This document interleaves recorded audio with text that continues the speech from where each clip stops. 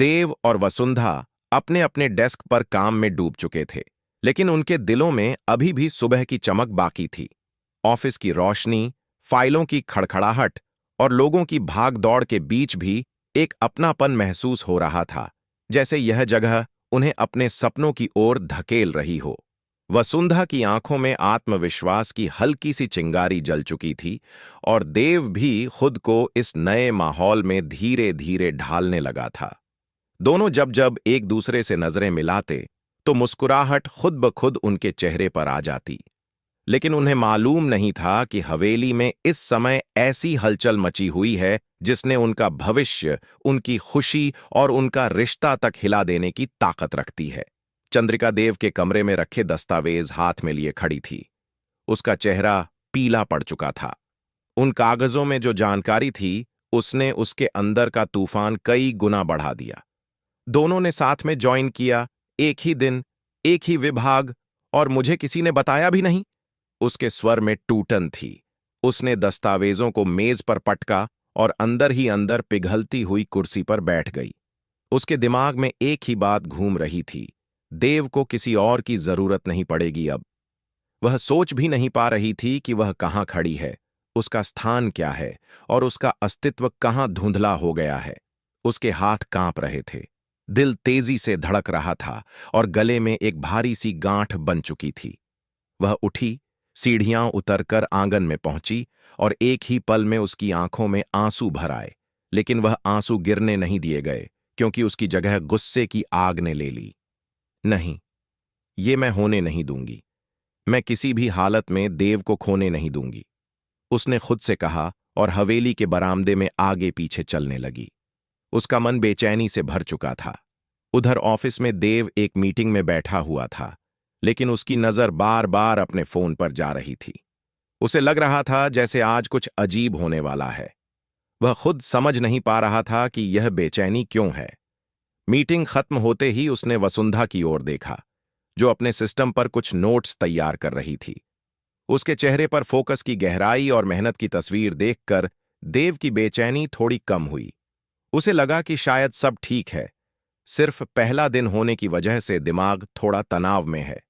उसने हल्की मुस्कान देते हुए कहा, लंच साथ में करेंगे? वसुंधा ने हां में सिर हिलाया, लेकिन उनकी इस शुरुआती खुशी से बिल्कुल उलट चंद्रिका का गुस्सा अब हवेली की दहलीज पार कर चुका था। उसने तय कर लिया था कि वह देव और वसुंधा के ऑफिस पहुंचकर सब कुछ साफ साफ पूछेगी। वह कमरे में गई, अपना दुपट्टा ठीक किया, बैग उठाया और बाहर निकलने लगी। लेकिन तभी हवेली की बुजुर्ग दादी, जो हमेशा चुपचाप सब कुछ देखती थीं, उसने चंद्रिका को रोक लिया। कहाँ जा रही हो इस तरह? दादी की आवाज धीमी थी, लेकिन उसमें गहराई थी। चंद्रिका ठिठक गई। मुझे मुझे देव से बात करनी है। वो वो मुझे छोड़कर आगे बढ़ रहे हैं दादी। मैं ये कैसे होने दूं?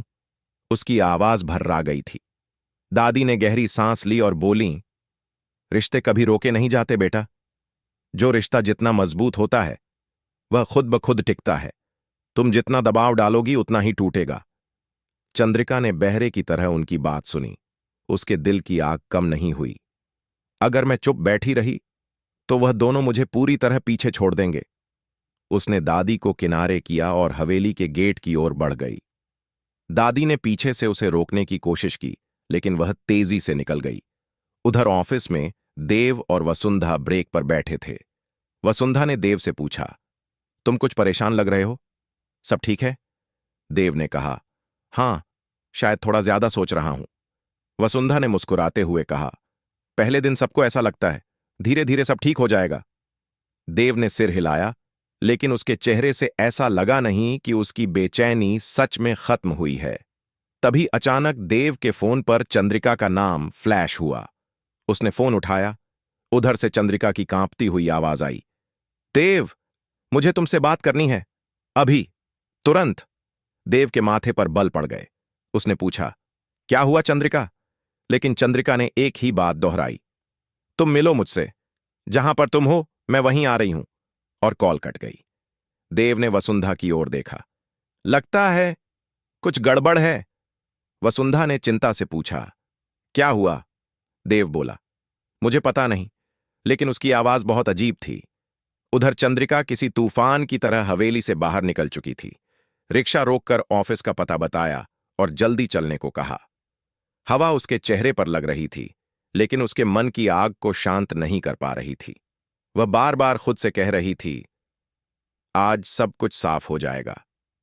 लेकिन उसे नहीं पता था कि आज जो होने वाला है वह सिर्फ एक बातचीत नहीं होगी, बल्कि तीनों की किस्मत बदलने वाला मोड़ होगा। ऑफिस पहुंची चंद्रिका ने रिसेप्शनिस्ट से देव का केबिन पूछा। उसे देखने वालों ने समझ लिया कि यह महिला गुस्से में है। उसके कदम भारी थे, लेकिन तेज भी। वह केबिन के बाहर पहुंची, दरवाजा खोला और देव तथा वसुंधा दोनों उसकी ओर मुड़े। वसुंधा खड़ी हो गई। चंद्रिका, तुम यहां? चंद्रिका की आंख